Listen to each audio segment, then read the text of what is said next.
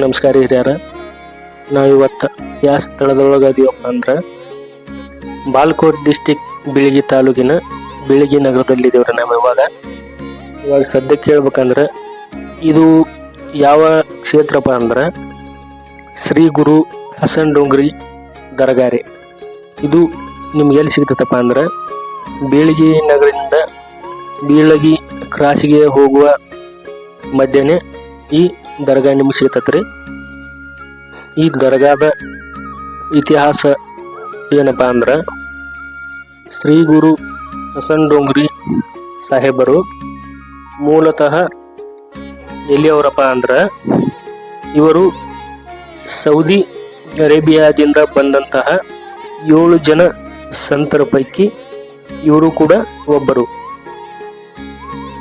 ಹಲವಾರು ಸಂತರು ಒಂದೊಂದು ಸ್ಥಳಗಳಲ್ಲಿ ಐಕ್ಯರಾಗಿರ್ತಾರೆ. ಅದೇ ಪ್ರಕಾರ ಇವರು ಕೂಡ ಬೀಳಗಿ ನಗರದಲ್ಲಿ ಇದೇ ಸ್ಥಳದಲ್ಲಿ ಇವರ ದರ್ಗಾ ಐತ್ರಿ. ಆ ದರ್ಗಾದಲ್ಲಿಯೇ ಇವರು ಐಕ್ಯರಾಗ್ಯಾರಿ. ಇವರ ಅರ್ಚಕರು ಯಾರಪ್ಪ ಅಂದ್ರೆ ನಿಮಗೆ ಕೆಲವೊಂದಿಷ್ಟು ದರ್ಗಾಗಳಲ್ಲಿ ನೋಡಿರೋ ಪ್ರಕಾರ ಎಲ್ಲ ದರ್ಗಾಗಳಲ್ಲಿಯೂ ಕೂಡ ಮುಸ್ಲಿಂ ಅರ್ಚಕರೇ ಇರೋದನ್ನ ನೀವು ನೋಡಿರ್ತೀರಿ. ಆದರೆ ಈ ದರ್ಗಾದಲ್ಲಿ ಮಾತ್ರ ಅದು ಬೇರೆ ರೀತಿ ಐತ್ರಿ. ಯಾಕಪ್ಪ ಅಂದ್ರೆ ಈ ದರ್ಗಾದಲ್ಲಿ ಇದ್ದಂತಹ ಅರ್ಚಕರು ಯಾರಪ್ಪ ಅಂದ್ರೆ ಹಿಂದೂ ಧರ್ಮದ ಅರ್ಚಕರು ಈ ದರ್ಗಾದಲ್ಲಿ ಪೂಜಿಸ್ತಾ ಇರತಕ್ಕಂತಹ ಅರ್ಚಕರಾಗಿರ್ತಾರೆ. ಇವರ ಮೂಲ ಹಿರಿಯರಿಂದ ಇವರಿಗೆ ಈ ಅರ್ಚಕ ವೃತ್ತಿ ಬಂದಿರ್ತೈತ್ರಿ. ಇವರ ಮೂಲ ಹಿರಿಯರು ಯಾರಪ್ಪ ಅಂದ್ರೆ ಶ್ರೀ ಹಸನ್ ಡೋಂಗ್ರಿ ಸಾಹೇಬರ ಪರಮ ಭಕ್ತರಾದಂತಹ ಅಮೇಜಮ್ಮ ಮತ್ತು ಅವರ ಮಗನಾದಂತಹ ಹೊನ್ನಾಯಕ ಇವರು ಮೂಲ ಅರ್ಚಕರ ಆಗಿದ್ರು. ಇವರ ನಂತರದಲ್ಲಿ ಅವರ ವಂಶಸ್ಥರು ಪೂಜಿಸುತ್ತಾ ಬಂದಿರ್ತಾರೆ. ಇಲ್ಲಿ ಒಂದು ವಿಶೇಷತೆ ಏನು ಹೇಳ್ಬೇಕಪ್ಪ ಅಂದ್ರೆ ನಿಮಗೆ ಒಂದು ಸಕ್ಕರೆ ಮರ ಅಂತಕ್ಕಂತಹದ್ದು ಐತ್ರಿ. ಆ ಮರದಿಂದ ಸಕ್ಕರೆ ಬೀಳ್ತತ್ರಿ. ನೀವು ಯಾವಾಗಲೂ ಈ ಕಡೆ ಏನಾದ್ರು ಬಂದಿದ್ರಪ್ಪ ಅಂದ್ರೆ ಆ ಸಕ್ಕರೆ ಗಿಡವನ್ನ ನೀವು ಕಣ್ಣಾರೆ ನೋಡ್ಬಹುದು.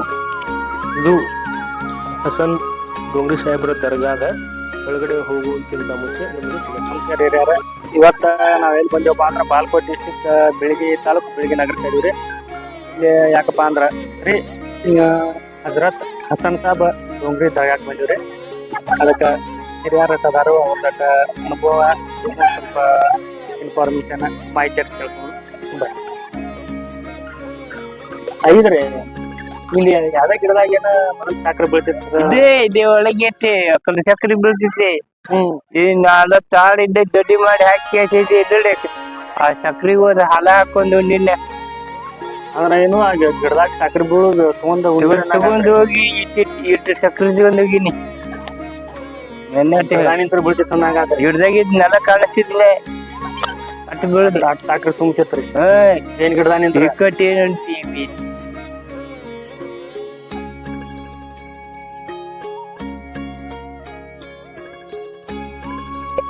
ಆ ಸಕ್ರೆ ಗಿಡನೇ ಒಣಗಿ ಹೋಯ್ತು.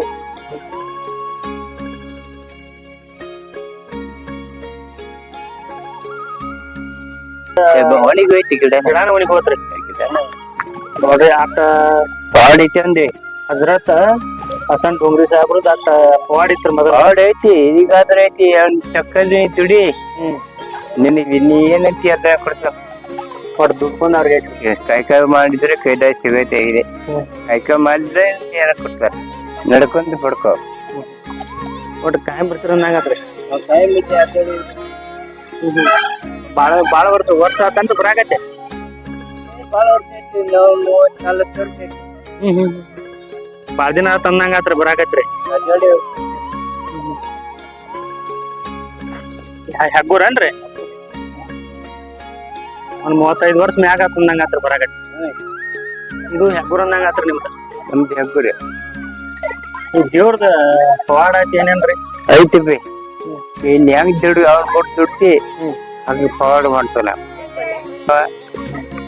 ಎಟ್ ನಡ್ಕೊತಿ ಅಟ್ಟು ನಮ್ಗೆ ಚಲೋ ಕೊಡ್ತಾರ. ಏನ್ಪಿ ಅವ್ರ ಭಕ್ತಿ ಎಷ್ಟ್ ನಡ್ಕೋತಾರಿ ಅಟ್ ಚಲೋನೆ. ಅಷ್ಟ್ ಅನುಕೂಲ ಆಗತ್ತ. ಈಗ ಮುತ್ಯಾಂಗಂದ್ರ ಇದ ಹಜರತ್ ಹಸನ್ ಸಾಬ್ ಡೋಂಗ್ರಿ ಅಲ್ರಿ? ಡೋಂಗ್ರಿ ಸಾಬ್ ಅಜಾನ್ ಡೋಂಗ್ರಿ ಸಣ್ಣ ಡೋಂಗ್ರಿ ಸಾಬ್ರಿ. ಈಗ ಮೊದಲು ಏನಾರ ಆಗಿರ್ಬೇಕ್ರಿ ಅವ್ ಪವಾಡ ಆಗಿನ ಕಾಲದಾಗ? ಅಯ್ಯೋ ಇದು ಪೈಲಕ್ಕೆ ಒಬ್ಬ ಜನ್ಮಗಳು ಎಮ್ಮಿ ಕಾಯ್ತಿದ್ವು ಇಲ್ಲಿ. ಎಮ್ಮಿ ತಿರ್ಕೊಂಡ್ ಹಿಂಗ್ ಬಂದಿಗಳನ್ನೇ ಎಮ್ಮಿ ಹೊಕ್ಕಪ್ಪ ಅಂತಲ್ಲ ಹೋದ್ರಲ್ಲ ಹಸನ್ ಡೋಂಗ್ರಿ ದೇವ್ರನ್ನ ಹೋದ್ರೇನ್ರಿ? ಹೋದ್ರದೆ ಆಕಿ ಎಮ್ಮಿ ಹೊಕ್ಕಯಪ್ಪ ಅಂದ್ಲು ಎದೆ ಹೋಗಲ್ ಬಾಯ್ತ ಅಂತಂದೆ. ಈ ಮುಸಲ್ಮಾನ್ರಿ ಕೀಡಿ ತೆರೆದಿದ್ದದು. ಮುಸಲ್ಮಾನ್ರಿ ಕೀಡಿ ತೆರೆದಿಲ್ಲ ದೊಟ್ಟೆ ತೆರೆದಿಲ್ಲ. ಇಕ್ಕಟ್ಟಿ ಚತುರರ ಮಂದಿ ಬಂತು. ಚತುರರ ಮಂದಿ ಅವ ಮುದುಕಿ ಕೈಯಾಗಿ ಆ ಕಿಡಿ ಕೊಟ್ರಿ. ಈ ಕಿಡಿ ಹೋದ್ ಹಿಂಗ ಹಚ್ಚಕ್ಕೆ ಪಕ್ಕ ತಿಕ್ಕಿಟ್ಟಾರ.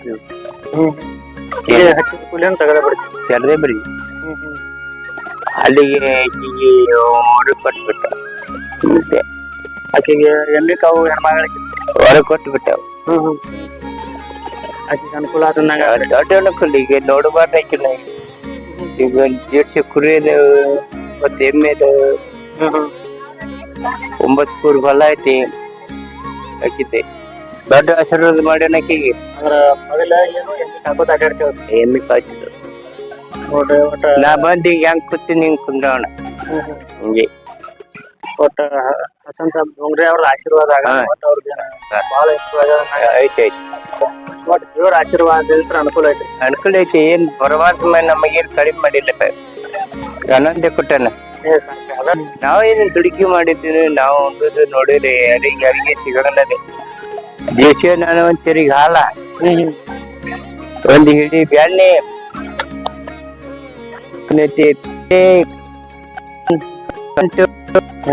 ಎಲ್ಲ ತಿನ್ನೋಣ. ಮೆವಣಿಗೆ ಜಾಸ್ತಿ ಆಗೈತ್ರಿ. ಕುಮ್ಮಿ ತಿಂದೇವ್ ನಾವು. ಆ ಟೈಮ್ನಾಗ ತಿನ್ನಾಕ ಸಿಗ್ತಿದಿಲ್ರಿ? ಅದೇ ಸಿಗ್ತೈತಿ. ಮುಂಗಾರಿ ತೆನ್ನಿ ತಿಂತಾವ. ಮುಂಗಾರಿ ತೆನ್ನಿ ತಿಂತಾವ. ಆದ್ರೆ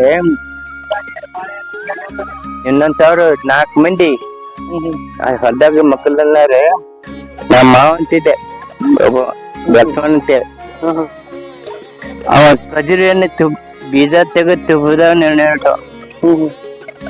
ನೆನೆಟಿಗೆ ಹಾಕಿ ತಿಂತಾವು. ನೆನೆಟಿಗಳು ಆದ್ರೇನು ರಾತ್ರಿ ಬೆಳದಾಗ ನೆನಾಕಿ ಬಿಡುದ. ನೆನೆಡ 100 ಕುರಿ ಇದ್ದು. ಕುರಿ ಜಾಲೆ ಕಡ್ದೆ ಮಡಿ ತಪ್ಪಲ ತಗೊಂಡೆ ಬರಕ 4 ಮಂದಿಗೆ ಕಣಕಿ ಹೊರಿ ಮಳ ಹಾಕಿ 5 ಮಳ ಹಾಕಿ ಕಣಕಿ ಹೊರಿ ಕಟ್ಟಿ ಎತ್ಕೊಂಬ ಅಂತ ಹೇಳ. ಅವ್ರಿಗೆ ಎತ್ತಿದ್ದೆ ಕಣಕಿ ಹೊರಿನೇ ಬರಲಿಲ್ಲ. ತೆರದಾಗಲಿಲ್ಲ. ಕಟ್ಟಿದ್ದ ಕಣಕಿ ಹೊರಿ ತಗೊಂಡ್ಬಂದ ತೆರದಾಗಲಿಲ್ಲ ಅವ್ರಿಗೆ. ನಮ್ಮ ಮರಿಗೆ ಒಂದ್ ತಪ್ಲ ಹಾಕಿ ಬಿಟ್ಟೆ. ಲಕ್ಷ್ಮಣ ಅಂತಂದ ಯಾಕಪ್ಪ ಅಂತ ಯಾಕೋ ಅಂತಂದೆ. ಅದ್ಮ್ಯಾಗ ಕಣಕಿ ಕಂಡೈತಿ ಅದ್ ತಗೊಂಬ ಅಂತಂದೆ. ಬನ್ನಿ ಹೇಳೋದಿಲ್ಲ ಕೊಟ್ಟ ಕಣಕಿ ಗೋಟ್ನಿಂದ ಒಳ್ಳೆ ತಂದು ಕಣದಾಗ ಇಟ್ಬಿಟ್ಟು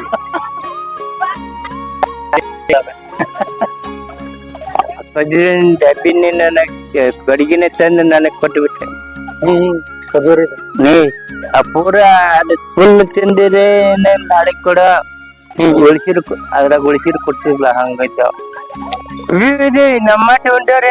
ಈ ಬಿಚ್ಚುಗಳಾಗಿದ್ದೀವಿ. ಹೊಲದವ್ರಿಗೆ ಇಟ್ಕೊಂಡ್ ಹೋಗಿ ಒಂಚೂರು ಜೋಳ ತಗೊಂಡೆ. ಕರಳರ್ ಅಂತದಲ್ಲ ಹೊಲದವ್ರಾಗ ನಾನು ಇದ್ದಿದ್ದು ಹೊತ್ಕೊಂಡ್ ಹೋಗಿ ನಮ್ಮ ಅತ್ತಿ ಮನ್ಯಾಗ ಇಟ್ನಿ. ಕರಳರಿ ಅಬ್ಬರ ನೋಡಿಲ್ಲ ಒಂಚೂರು ಜೋಳ ತಗೊಂಬಂದ. ನೀವ್ ಕಿಲೋ ಹತ್ಕೊಂಡಿ ಜಮ್ಮ ಕೂಡ ಸುತ್ತ ಹಾಕಿ ಬಾ ಅಂತಂದ. ಅವ್ ಹುಡ್ಗಗ ಕೊಂಡೆಲ್ಲ ಅವ್ ಹೊಡ್ಸಿದ್ರ ಕಿಲೋ ಹತ್ಕೊಂಡು ಎಪ್ಸತಿ ಬಿದ್ದೆ. ಹೋಗಕ್ಕೆ ಬಿಡ್ಲಿಲ್ಲ. ತುಂಬಿ ಚೀಲ ಹೊಲದ್ದೆ. ಚೀಲ ಇಲ್ಲ 20 ಹಗ್ಗರು ಅದ್ರ ಅಂತಂದ್ರು ಅಲ್ಲೇ ಬಿಟ್ಟಿದ್ದೆ. ಚೀಲ ಅಲ್ಲೇ ಇಟ್ಟು ಬಿಡಿ ಚೀಲ ಅಂತಿದ್ದೆ. ಇನ್ ಯಾರು ಬಂತೆ ತಗೊಂಡ್ ಹೋಗಿ ಅಮ್ಮನ ಗುಡಿ ಸುತ್ತ ಹಾಕಿ ಬನ್ನಿ. ನಮ್ ಯಾವನ್ ಕೂಡ 5 ಸುತ್ತ ಹಾಕಿದ್ರ ಅನ್ನಂಗ. 5 ಸುತ್ತ ಹಾಕಿ ಬನ್ನಿ. ಸಜ್ಜಕು ಹಾಲು ತುಪ್ಪು ಒಂದ್ ಹಿಡಿ ಬೆಣ್ಣೆ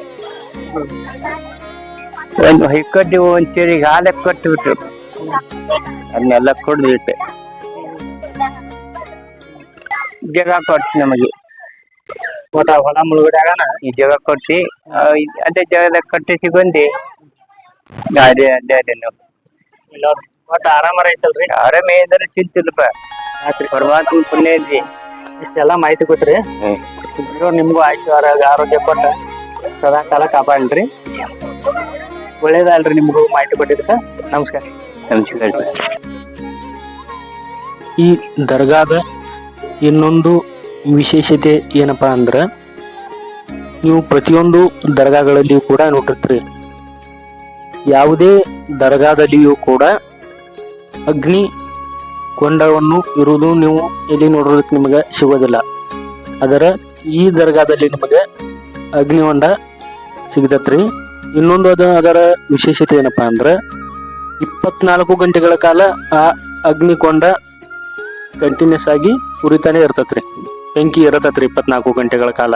ಯಾಕಪ್ಪ ಅಂದ್ರ ಶ್ರೀ ಹಜರತ್ ಹಸನ್ ಡೋಂಗ್ರಿ ಸಾಹೇಬರಿಗೆ ಸ್ಥಾನವನ್ನ ಮಾಡಿಸ್ತಕ್ಕಂತಹ ಸಲುವಾಗಿ ದಿನಕ್ಕೆ 2 ಬಾರಿ ಶ್ರೀ ಹಸನ್ ಡೋಂಗ್ರಿ ಸಾಹೇಬರ ಜಳಕ ಮಾಡಿ ಪೂಜೆಯನ್ನ ಮಾಡ್ತಾರೆ. ಆ ಸಮಯದಲ್ಲಿ ಬಿಸಿ ನೀರನ್ನ ಕಾಯಿಸಿ ಶ್ರೀ ಹಸನ್ ಡೋಂಗ್ರಿ ಸಾಹೇಬರ ಜಳಕವನ್ನ ಮಾಡಿಸ್ತಕ್ಕಂತಹ ಪದ್ಧತಿ ಐತ್ರಿ. ನೋಡ್ರಿ, ಹೆಣ್ಮಕ್ಳಿಗೆ ನಮಸ್ಕಾರ ಹಾಕಿ ಜಳಕ ಮಾಡಾಕತಿ ಪೋಲಿಗಳು ಮಾಡ್ಯಾರ ನೋಡ್ರಿ. ಬರೀ ಈಗ ಸುತ್ತ ಹಾಕೋನು ದರ್ಗಾ ದ್ವಾರದೈತ್ರಿ ಸರೌಂಡಿಂಗ್. ಜನ ಸಿಕ್ಕಾಪಟ್ಟಿ ಬರ್ತೈತ್ರಿ.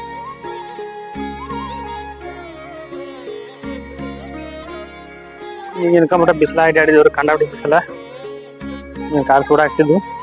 ಈಗ ಬಂದಿ ನೋಡ್ರಿ ದರ್ಗಾಸನ.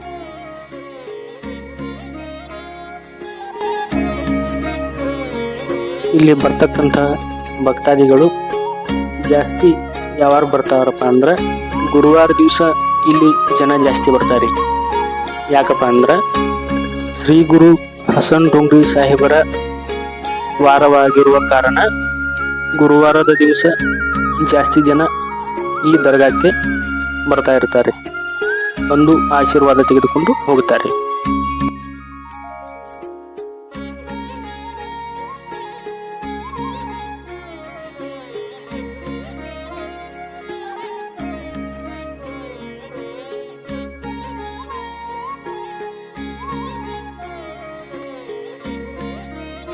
ನಾವಿವಾಗ ದರ್ಗಾ ಒಳಗಡೆ ಬಂದ್ರಿ. ಈಗ ದರ್ಗಾನ ಸುತ್ತ ಹಾಕೋನು ಬರ್ರಿ.